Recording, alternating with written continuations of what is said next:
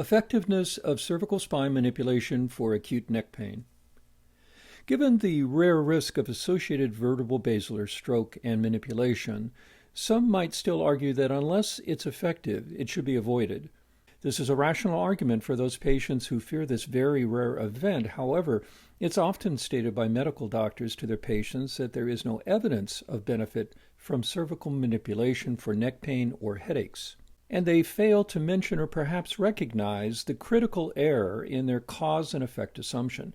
Large studies demonstrate an equal or greater risk of vertebral basilar stroke if seen by an MD for a complaint of headache or neck pain compared to a chiropractor.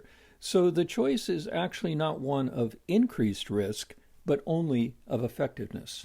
So theirs is not a rational evidence-based statement. However, the issue of effectiveness is a complex topic with regard to type of manipulation, type of neck pain, and follow-up time. A new systematic review helps add evidence to the discussion and helps illustrate several points. If manipulation is effective for acute neck pain in the short term, and if it is as effective or more effective than pain medications that carry with them more frequent adverse events, then perhaps the patient should be encouraged to choose based on the actual evidence. In other words, if there is no difference between or among treatments over the long term, does that from a patient's perspective make a difference? A researcher may claim that if there's no difference at long-term measurement, that there is a lack of effectiveness. However, a patient's perspective is likely to be wanting short-term relief over waiting for time to equalize the effect. So to be clear, effectiveness is relative to time. If a patient can become pain-free or simply have decreased pain sooner than later, they would likely prefer that treatment, in particular if it carried fewer adverse effects. Here's the publication title: Spinal Manipulative Therapy for Acute Neck Pain, a Systematic Review and Meta-Analysis of Randomized Controlled Trials. Acute neck pain is very common. In the adult general population, up to 50% experience neck pain within the last year, and recurrence is frequent. The Global Burden of Disease study ranks musculoskeletal neck pain along with low back pain as the leading cause of non-fatal disability in almost all age groups. A recent review estimated that the annual spending on personal health care and public health for lower back and neck pain combined was in U.S. dollars $87.6 billion. General practitioners refer only about 8% of people with neck pain to manual therapists, which often includes spinal manipulative therapy. What about past evidence? A recent Cochrane review of manual therapy for acute, subacute, and chronic neck pain included 51 trials with over 2,900 patients and reported some evidence of an effect of spinal manipulative therapy on neck pain. Now to the primary objective of this systematic review, quote, to determine the effect of spinal manipulative therapy on acute neck pain of less than 6 weeks in duration. Secondary objectives were to determine the pooled effect size using unimodal spinal manipulative therapy intervention versus control or placebo, and multimodal interventions versus control placebo, and descriptively present the effect of SMT on disability, quality of life measures, and descriptively report adverse effects, unquote. What is unique is that they only used data from the first assessment for each study, ranging from 1 to 3 weeks after the baseline assessment. So we need to pause here and remind the listener of two definitions. First, what is a systematic review meta-analysis? A systematic review is a review of studies, not people. A very calculated review of existing RCTs is performed, and these are rated for quality. Often this narrows down the included studies to only a handful. The meta-analysis component is when these RCTs can be combined statistically into one large study average. So having multiple studies blended allows a more comprehensive average of the effects studied. And the huge aid visually is a diagram called a forest plot where all studies are presented relative to a line of no difference for effect and to each other to see visually a trend for one therapy versus its comparison. More on that soon. Next, we need to review how they combine the studies.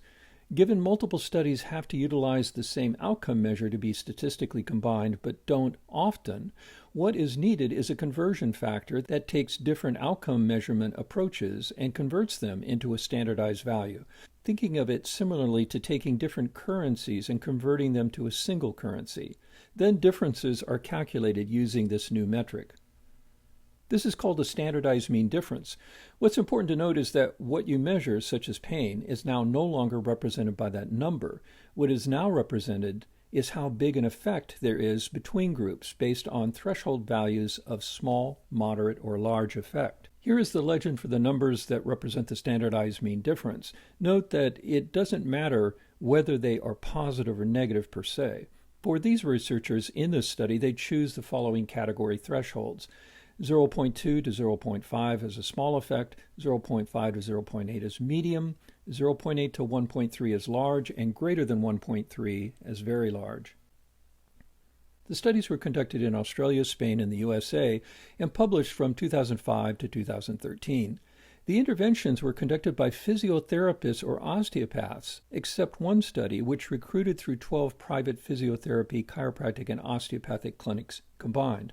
Only 2 studies explicitly evaluated SMT alone, while 4 studies used multimodal interventions. What were the patients' profiles?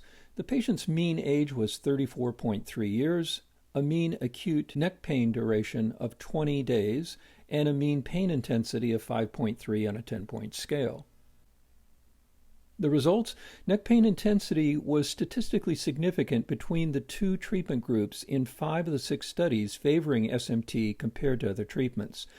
The mean pain intensity reduction calculated by the authors was 60% at 1 day to 1 week follow-up, 74% at greater than 1 week to 4 week follow-up, and 86% at greater than 4 weeks follow-up. A single study showed that SMT was better than NSAIDs 1 day post-treatment, with 46% improved versus 30% for the NSAID group. So that's one perspective using percentages, which is a valid perspective. We still, though, need to look at effects based on effect size using a forest plot. Remember, as we look at these studies visually, that for comparisons to SMT, studies used primarily mobilization, and it appears both seem effective, in particular in the short term. And now adding to the different perspective is this forest plot. Here we can see their first breakdown of unimodal, meaning only SMT compared to one other approach, using mobilization, but in one study, pain medications. The other breakdown is multimodal. Notice immediately that there is little difference between manipulation versus mobilization in comparison to each other, with really no movement from the center line of 0 as a standardized mean difference, indicating no difference. But notice what happens when manipulation plus other therapies are compared to other therapies like physical therapy or electrical modalities. Here we see a more robust difference. But again, from the perspective of the effect size, still on average a small effect. Remember that this is good news if both therapeutic approaches are effective. The second forest plot illustrates an interesting difference if you separate out studies using a numerical rating scale versus a visual analog scale. Standardized mean difference for the pain score between SMT and controls was lower in studies investigating neck pain with a visual analog scale as compared to a numerical rating scale in favor of SMT. And for adverse events, we can see the reporting rate is around 25 to 30% for mild neck pain, headache, and dizziness. And another RCT reported minor and transient increased neck pain at post-treatment participants, only 7% in the cervical SMT group, biophysiotherapists, while 8 participants reported minor and transient increased neck pain, fatigue, headache, and upper back pain in the thoracic SMT group.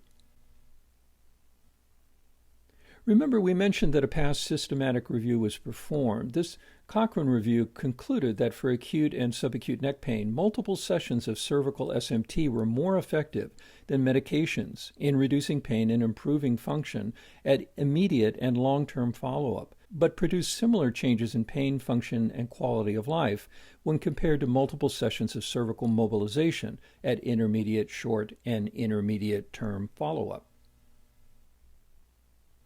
So what about the evidence of adverse events with pain medications? One randomized placebo and active controlled multi-country, multi-center parallel group has investigated the effect of NSAIDs for acute neck pain and found no significant superiority for 400 milligrams of ibuprofen plus 100 milligrams of caffeine or 400 milligrams of ibuprofen alone over placebo.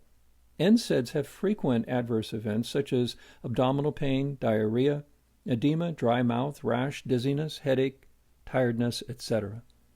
The World Health Organization acknowledges manual therapy to be a safe and effective treatment with few mild and transient adverse events, while serious adverse events are very rare. Adverse events appear to be substantially less in manual therapy than in pharmacological management using NSAIDs. So many questions unanswered. We can see based on the results from these studies that there can be a choice of approaches including manipulation, mobilization, and more effectively, multimodal approaches. There does not seem to be a winner comparing mobilization to manipulation in the few studies included for acute neck pain. Manipulation does appear at least equal to or better than NSAIDs with fewer side effects. And speaking of adverse events, all studies that included this measure showed remarkably low adverse events with no serious effects. We also know that much of the manipulation was delivered by physical therapists and osteopaths, and not as many with chiropractic manipulation. So let's leave with the appropriate conclusion of the authors. The authors' conclusions were, quote, SMT alone or in combination with another modality are likely to be effective for the treatment of acute neck pain, and the RCTs reported few adverse events.